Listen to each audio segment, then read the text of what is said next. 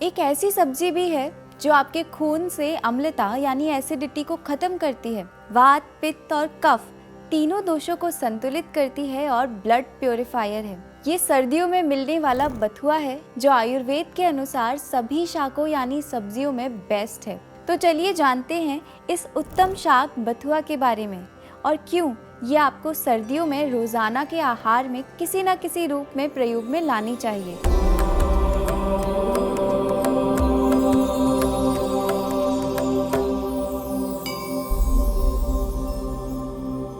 हरिओम, सात्विक जीवन में आपका स्वागत है। मैं डॉक्टर नेहल शर्मा, सात्विक जीवन के इस पथ पर आपकी सारथी।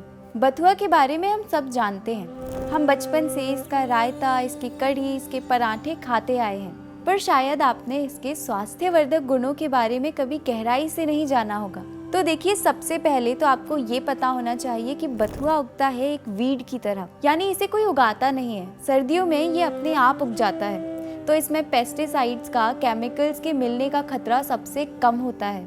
अब यही है आपकी असली ऑर्गेनिक सब्जी, जिसके लिए आपको बहुत अधिक पैसे नहीं खर्च करने और स्वास्थ्य के लिए ये अमृत है। दूसरा, बथुआ आयुर्वेद के अनुसार नित्य सेवनीय आहार है, यानी एक ऐसा आहार जो आप रोजाना खा सकते हैं और इसके आपको कोई साइड इफेक्ट्स भी नहीं होंगे, बल्कि ये आपकी इम्यूनिटी को स्ट्रॉन्ग करने में, धातुओं के पोषण में मदद करेंगे। आयुर्वेद में बथुआ को वास्तुक कहते हैं और अंग्रेजी में इसे कहा जाता है व्हाइट गूज फूट या फिर पिग वीड। इसका साइंटिफिक नाम है चिनोपोडियम एल्बम और इसकी सबसे अच्छी बात यह है कि ये त्रिदोष शामक है। तो आपके शरीर में वात, पित्त या कफ में से कुछ भी अगर असंतुलित है तो ये उसे संतुलित करेगा। तो देखिए, अब हमारी एक और समस्या यही हल हो जाती है कि हमें बथुआ प्रयोग करते समय दोषों का विचार ही नहीं करना।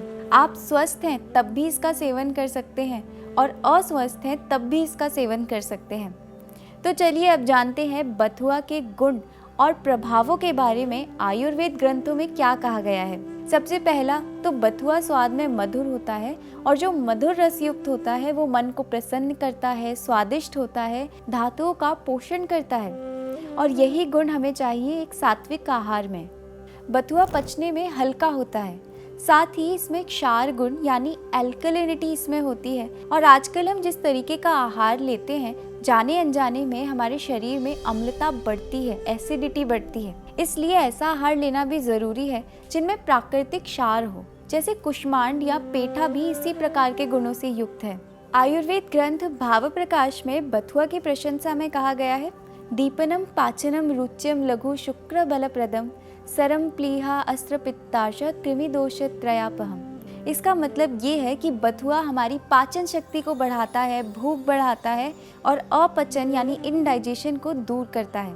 तो अब देखिए, सर्दियों का मौसम ऐसा होता है कि इसमें प्राकृतिक रूप से हमारी जठराग्नि प्रबल होती है, तो हम पौष्टिक और हैवी टू डाइजेस्ट आहार भी ले सकते हैं और अर्ध शक्ति व्यायाम भी कर सकते हैं, जिससे ये सारा भोजन आसानी से पच जाए और आपको स्ट्रेंथ, इम्यूनिटी और स्टेमिना मिले। पर इन सबके साथ ऐसा भी कुछ होना चाहिए जो पचने में हल्का हो और साथ ही हमारे शरीर को डिटॉक्सिफाई भी करे। बथुआ की विशेष बात यही है कि एक तो ये लाइट टू डाइजेस्ट है, उसके बाद भी ये शुक्र धातु का पोषण करता है और शरीर के बल को बढ़ाता है।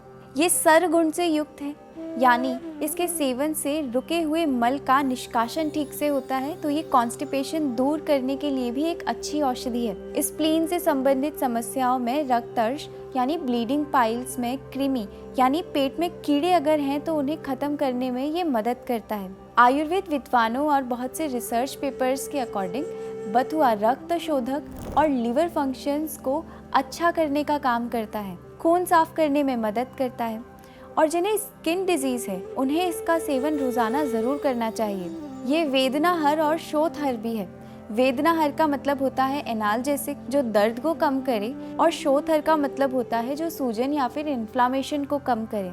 बथुआ आप आहार में पराठे बनाकर के, रायता बनाकर, सब्जी के रूप में पकाकर, कढ़ी बनाकर इस्तेमाल कर सकते हैं। और अगर कहीं जल जाता है, उस जगह सूजन है, तो इसके पत्तों का पेस्ट बनाकर के उस स्थान पर लगाना चाहिए।